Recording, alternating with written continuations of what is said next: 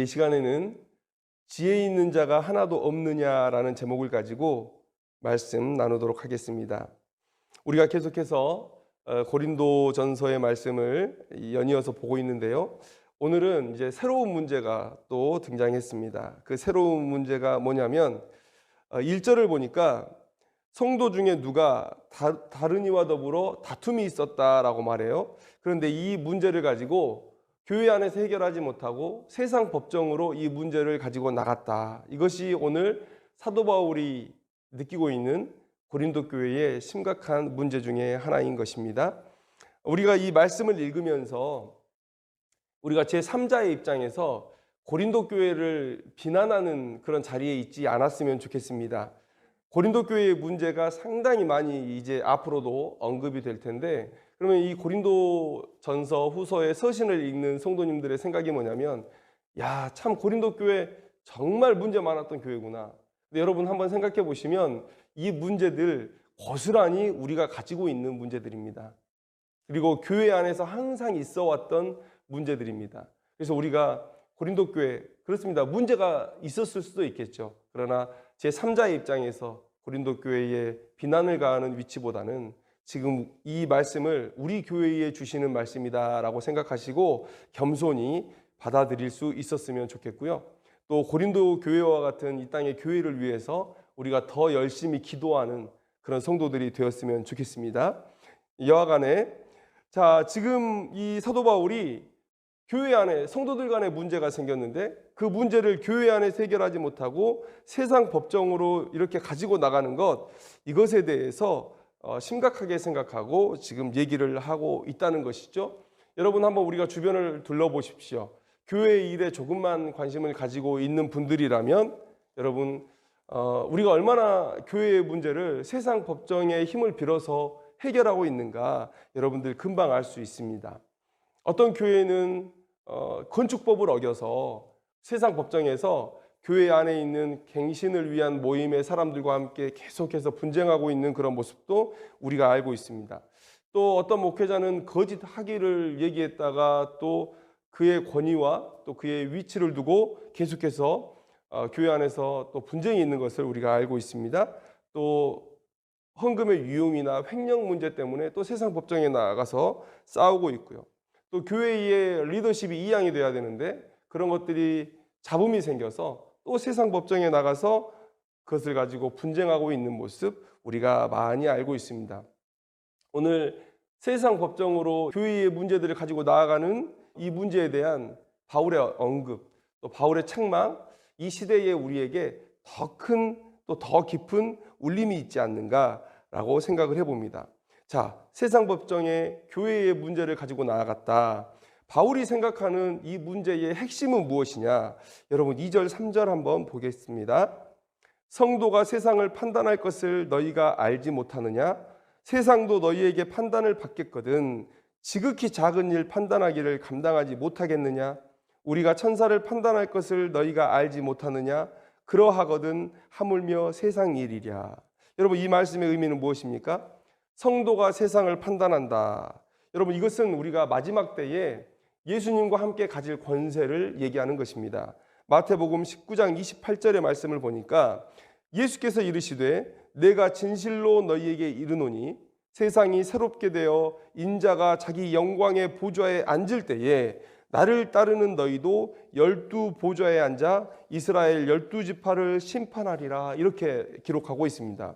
여러분 이 마태복음의 본문 속에서 이 12지파는 누굽니까? 12지파, 유대인을 나타낸다. 유대인.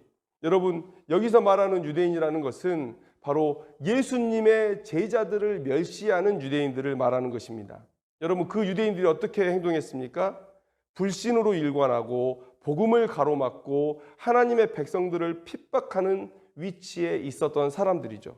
불신자라는 거예요. 이 사람들을 예수님의 12제자들이 심판할 거라고 얘기하고 있는 것입니다. 천사를 판단한다는 말은 무엇입니까? 여러분 우리가 다 알다시피 하나님께 반역하며 이 땅에 쫓김을 당한 악한 천사들이 있습니다. 사단과 그의 하수인들이 있습니다. 유다서 1장 6절의 말씀을 보면 또 자기 지위를 지키지 아니하고 자기 처소를 떠난 천사들을 큰 날의 심판까지 영원한 결박으로 흑암에 가두어 두셨다. 여러분, 이들에 대한 심판을 우리가 예수님과 함께 마지막 때에 할 것이라 라고 말씀하고 있습니다. 여러분, 우리의 삶을 한번 생각해 보십시오. 여러분, 신자들은 사탄과 마귀들 때문에 이 세상에서 하나님을 향한 열심의 그 뜻이 고꾸라졌던 사람들이에요. 하나님을 향해서 이 구원의 감격을 가지고 정말 열심히 하나님의 영광을 위해 살아보려고 했는데 자꾸만 방해가 있어요. 이 어둠의 악한 세력들의 방해가 있어서 우리의 뜻이 꼬꾸라졌습니다. 또 그들의 하수인인 이 세상의 많은 사람들이 우리의 뜻을 또 무너뜨렸어요. 우리가 얼마나 하나님의 영광을 위해 살고자 하는 마음이 특심했습니까? 그런데 그런 존재들의 방해로 우리가 절뚝절뚝거리면서 이 세상을 살았던 것이죠. 여러분, 마지막 날에 예수님께서 우리의 눈에 눈물을 씻어주시겠다고 말씀하세요. 여러분, 우리가 진짜 억울한 게 뭡니까? 남들 먹을 만큼 못 먹은 거요? 남들 가질 만큼 못 가진 거요? 남들 올라간 만큼 못 올라간 거요? 여러분, 그게 우리의 눈물이 아닙니다. 그게 우리의 억울함이 아니에요. 하나님의 영광을 위해 살고자 했던 우리의 이 선한 결심, 여러분, 구원받은 백성으로서 당연히 누려야 될 것 아니었습니까? 정말 우리가 구원을 생각하면 하나님 앞에 내 삶을 다 드려도 모자란데 이 삶이 가로막혔던 이 억울함이 마지막에 다 씻겨질 거라는 거예요. 어떻게 해요? 예수님과 함께 영광의 보좌에서 그들을 심판하는 자리에 있으면서 정말 이때 우리가 억울함을 당했던 모든 원통함이 다 사라진다는 것이죠. 여러분, 이렇게 교회는 이 세상과 또 이 악한 천사들을 심판하는 자리에 있는 자들입니다. 고린도 교회도 마찬가지죠. 고린도 교회는 이렇게 세상을 판단하며 악한 천사들을 판단해야 하는 자들이었습니다. 그런데 오히려 세상의 판단을 구하는 자가 되었다. 여러분, 이렇게 생각할 때 이게 얼마나 창피한 일입니까? 이 얼마나 사탄과 세상의 비웃음을 사는 일입니까? 이 얼마나 하나님께 모욕이 되는 일입니까? 이러한 패배는 결국 이 복음의 전파를 가로막고 말게 될 것입니다. 여러분, 이러니 사도 바울이 세상 법정으로 교회의 문제를 가지고 나아가는 이 고린도 교회 성도들을 책망하지 않을 수가 없는 것이에요. 여러분, 오해하지 마십시오. 많은 분들이 이 본문을 오해해서 야, 교회의 문제는 교회에 담아둬, 그냥 교회에 묻어둬, 창피하게 밖으로 드러내지 마. 여러분, 이런 말씀하는 것 아니에요. 이런 말을 하는 것 아닙니다. 7절의 말씀을 보면 너희가 피차 고발함으로 너희 가운데 이미 뚜렷한 허물이 있나니 차라리 불의를 당하는 것이 낫지 아니하며 차라리 속는 것이 낫지 아니하냐. 여러분, 이 말씀 들으면 더 그런 것 같아요. 야, 억울한 일이 있어도 그냥 묻어둬, 이렇게 얘기하는 것 같아요. 그러나 바울이 이렇게 말한 이유가 있습니다. 8절을 보십시오. 너희는 불의를 행하고 속이는구나. 그는 너희 형제로다. 사도 바울이 얘기한 것은 그 일을 위해서 현저히 고통받고 있는 성도들이 있기 때문에 그렇습니다. 그 송사가 밖으로 나아갔을 때에 그들이 받게 될 그런 피해들을 걱정하면서 사도 바울이 한 얘기지, 교회의 문제를 그냥 썩어서 골마서 터지고 있는데 이 교회 안에 그냥 내버려 둬라, 묻어둬라 라고 하는 말이 아니라는 사실. 세상에 드러내서 누군가 치명적인 상처를 받아야 한다면 그러면 우리가 사랑의 마음을 가지고 그것을 교회 안에서 해결하려는 노력이 있어야 된다. 사도 바울은 지금 그 얘기를 하는 거예요. 여러분, 우리가 교회 안에 이 문제를 묻어두고 싶다고 해서 묻어집니까? 여러분, 절대 그렇지 않습니다. 세상은 모를 수 있어도 하나님은 다 알고 계셔요. 그들이 교회 안에서 문제를 해결하지 않는다면 하나님께서 하실 것입니다. 여러분, 과거 이스라엘을 한번 생각해 보세요. 그들이 영적으로 또 사회적으로 부정의 문제를 품고 있을 때, 그런데 그들이 그 문제의 심각성을 몰라요. 그리고 그것들을 그냥 가지고 두루뭉술하게 그냥 살아가고 있어요. 안 보면 그만이지, 외면하면 그만이지, 덮어두면 그만이지, 그렇게 그냥 두루뭉술 살아가고 있어요. 그때 하나님께서 어떻게 하셨습니까? 이스라엘이 그 문제를 해결하려는 그런 의지를 발견하지 못하셨을 때 하나님은 저 먼 이방의 나라를 부르셔서 이스라엘 백성들을 심판하셨습니다. 그들의 죄악을 심판하셨습니다. 그리고 그들 안에 있는 악한 것들을 다 도려내셨습니다. 여러분, 지금 이 한국교회의 상황은 어떻습니까? 교회가 그동안 그런 거짓 가르침으로 야 묻어둬, 교회 문제 세상으로 가지고 나가는 것 아니야, 이렇게 얘기해 놓고 그동안 지나쳐왔던 많은 문제들, 그것들을 하나님께서 지금 도려내고 계시는 일입니다. 여러분, 한번 돌아보십시오. 묻어둬라고 하시는 분들 있잖아요. 그들이 제일 먼저 자기 문제 가지고 세상 법정으로 나갑니다. 제가 주변을 돌아보니까 대부분 그래요. 자기에게 유리할 때는 성도들에게 또 주변 사람들에게 그 문제 묻어두자고 얘기해요. 이 말씀 붙들고 세상으로 교회 문제 가지고 나아가면 안 된다고 얘기해요. 그런데 그런 분들이 자기가 불리할 때는 제일 먼저 세상 법정으로 이 문제 가지고 나갑니다. 묻어둔다고 묻어지는 게 아니에요. 세상 법정에 문제를 가지고 나아가는 것보다 더 심각한 게 바로 교회 안에 그 문제를 그대로 묻어두는 겁니다. 사도들은 이 교회 안에 이 문제를 묻어두자고 얘기하는 게 아니에요. 해결하자고 얘기하는 것입니다. 바울이 지적하는 바는 무엇입니까? 5절 말씀을 한번 보십시오.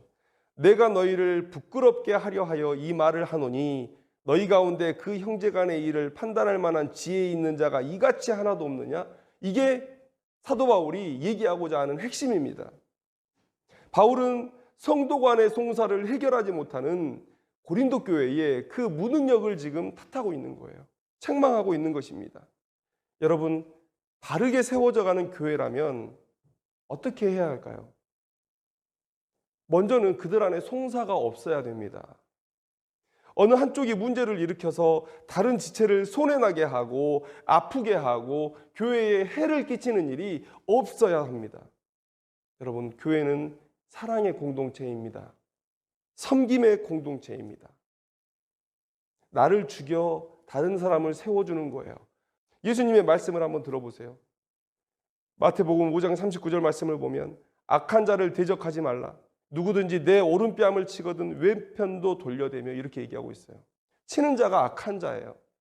그런데 그런 자를 사랑과 섬김으로 대하라는 것이 바로 예수님의 가르침입니다. 또 마태복음 5장 41절의 말씀 봅니다.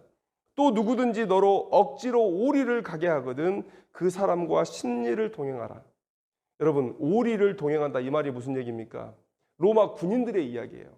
로마 군인들은 자기에게 권리가 있었습니다. 지나가는 사람 아무나 붙잡고 자기의 군장이나 자기의 짐들을 지게 하고 오리까지 걷게 할 수 있었어요. 여러분, 로마 군인하면 유대인들에게 치가 떨리는 사람들 아닙니까? 그런데 그런 사람이 오리를 가게 한다는 거예요. 여러분, 식민지 백성으로서 이거 정말 억울한 일이죠. 정말 오리 딱 걸어주고 짐 딱 건네주고 침 탁탁 뱉고 그냥 돌아서도 정말 분이 풀리지 않는 그런 일이죠. 그런데 그런 로마 군인의 그 요구에도 심리를 걸어줄 마음으로 대하라는 거예요. 심리를 기꺼이 걸어주라는 거예요. 악한 자에게도 섬김과 사랑으로 대하라. 이것이 바로 예수님의 가르침입니다.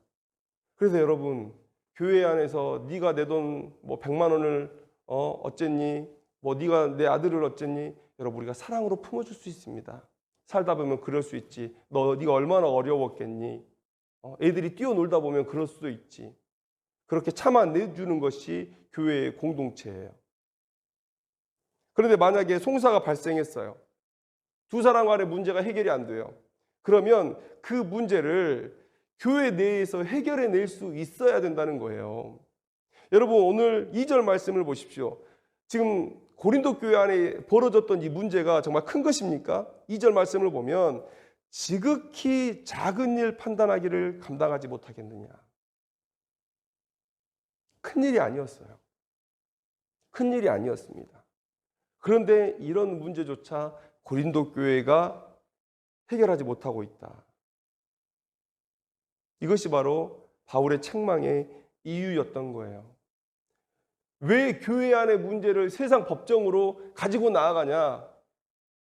이게 바울이 책망하는 핵심이 아니었다는 거예요. 많은 사람들이 또 목회자들이 대부분 이런 논리를 쓰는데 왜 교회 문제 가지고 세상 법정에다 신고를 합니까? 여러분, 이 말은요, 목회자들이 창피해서 하면 안 되는 얘기예요.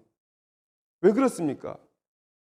교회의 권위는 바른 가르침과 본이 되는 삶에 있다는 거예요. 바르게 가르쳤습니다. 바르게 본을 보였습니다. 그래도 교회에 권위가 서 있습니다. 그런데 성도들이 서로 싸우고 분쟁한다고요? 또 그렇게 분쟁이 일어났는데 교회의 치리를 받지 않는다고요? 여러분, 바른 가르침도 없고 신자의 본을 보이지도 못했고 그래서 교회의 권위가 사라져 있고 그러니까 교회가 나서서 그 문제를 해결하려고 해도 그 지극히 작은 문제도 해결할 수 없었다는 거예요. 교회의 치리를 받아들이지 않았다는 거예요. 그런데 이 모든 문제의 책임을 가장 1차적으로 목회자가 지고 있는데 목회자가 나서서 왜 세상 법정으로 문제 가지고 나아가자니요. 이것은 창피해서 말하면 안 되는 얘기예요.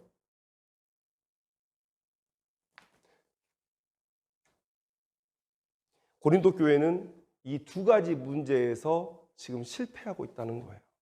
바르게 가르치지도 못했습니다.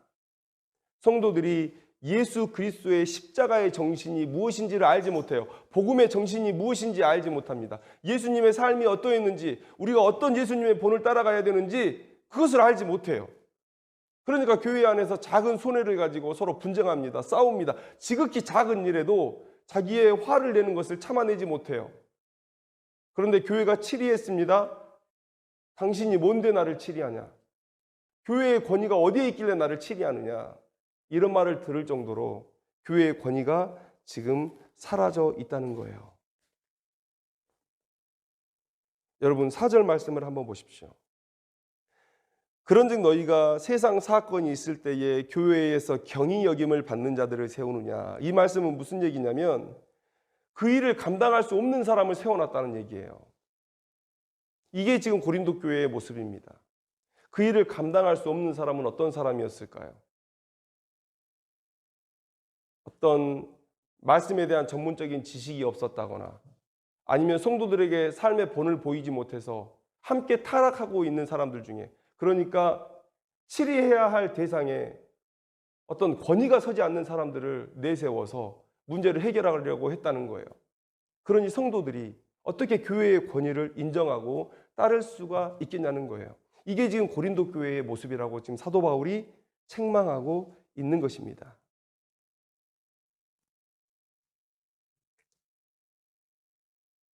최근 교회에 치리가 사라졌습니다. 성도들의 마음은 어떻습니까? 누가 감히 나를 치리해? 자기네들이나 잘하라고 해라. 교회가 그동안 너무나 많이 진리를 자기의 부정과 부패를 변호하는 일에 사용해 왔습니다. 이렇게 진리가 무너지고 거룩한 삶이 무너졌으니 어찌 성도들의 삶의 문제를 해결할 수 있는 권위를 가질 수가 있겠습니까? 그리고 그런 권위 없는 교회의 치리에 순종할 성도가 어디 있겠습니까? 지금 세상 법정에 교회의 송사가 끊임없이 올라가고 있습니다. 저는 이것을 교회가 나서서 비판할 그런 자격은 없다고 생각합니다. 왜냐하면 성경에 입각해서도 이 문제는 하나님께서 지금 이방인의 손을 들어서 이 땅의 교회를 정결케 하고 있는 일들이기 때문에 그렇습니다. 목회자들이 창피한 걸 몰라요. 자기들의 치부를 드러냈다고 하니 성도들을 윽박지릅니다. 고린도전서의 말씀을 가지고 윽박질러요. 왜 세상 법정에 가지고 나아가십니까? 그리고 성도들을 저주합니다. 여러분, 회개해야 될 상황입니다.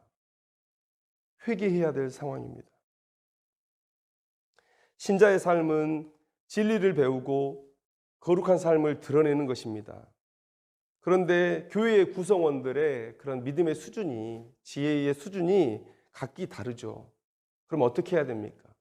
우리 한 가정에 어른이 있고 자녀가 있습니다. 3대가 같이 살기도 하지요. 그러면 먼저 삶을 살아냈던 어르신들이 삶의 지혜를 가지고 윤리를 가지고 이 아이들을 가르쳐 줍니다. 교회도 마찬가지입니다. 먼저 믿고 먼저 알고 그렇게 성숙했던 믿음의 사람들이 이 어린 자들에게 바른 말씀을 가르쳐요. 그리고 바른 삶의 모습을 보여줍니다. 그렇게 교회의 권위가 세워지는 것이고, 그럴 때 성도들이 교회의 치리를 받아들이게 된다는 것이죠. 이렇게 끌어주고 따르면서 교회는 성숙으로 나아가게 되어 있는 것입니다. 그런데 먼저 된 자가 나중되는 일이 지금 이 땅의 교회에 너무 많이 벌어지고 있다는 거예요. 10년 먼저 믿고 20년 먼저 믿으면, 아니 여러분, 아이들 자라나는 것 보세요. 생일이 몇 개월만 빨라도 발육 상태가 다르지 않습니까? 6개월, 1년 먼저 믿어도 영적인 수준에서의 차이를 보여야 되는 것입니다. 그게 당연한 것입니다. 그런데 10년, 20년, 30년을 살아도 똑같아요. 먼저 된 자가 오히려 나중되는 일이 너무나 많아요. 진리를 먼저 알아서 자기를 변호합니다. 진리를 먼저 알아서 그것으로 돈벌이 수단을 삼습니다. 이런 일들이 교회 안에 비일비재한다는 것이죠. 도대체 나중에 믿은 사람들이 뭘 보고 따라가야 되는 것이죠? 그러니 교회의 권위가 무너지고 치리가 무너지는 것 아니겠습니까? 여러분, 이 고린도 교회처럼 우리가 입술로만 신자가 아니기를 소망합니다. 진리를 더 열심히 배우고 그리고 거룩한 삶을 열심히 드러내는 그런 성숙한 신자들이 되기를 원합니다. 그렇게 믿음의 권위를, 교회의 권위를 바로 세우는 일에 헌신하는 우리들이 되기를 원합니다. 지극히 작은 문제 하나도 스스로 해결하지 못한 고린도 교회처럼 되지 말고, 오히려 마지막 때에 예수님과 함께 영광의 보좌에서 세상과 악한 마귀들을 심판할 그 모습을 이 시대에 구현해서 세상에 하나님의 공의를 실천하는 귀한 교회 되기를 원합니다. 세상에서 하나님의 통치란 이런 것이다 라고 당당하게 우리의 교회의 모든 것을 열어 보여줄 수 있는 그런 교회 되기를 원합니다. 우리의 삶의 자리에서 윤리란 이런 것이다, 도덕이란 이런 것이다, 바른 삶, 착한 삶이란 이런 것이다 라는 것을 보여주고 세상 앞에 칭찬받으며 하나님의 영광 드러내는 그런 귀한 인생 되기를 바랍니다.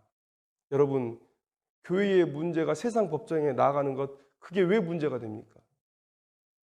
진짜 문제는 우리가 그러한 문제들을 해결해낼 수 없는 그 무능에 있다는 사실, 여러분들이 기억하시기 바랍니다.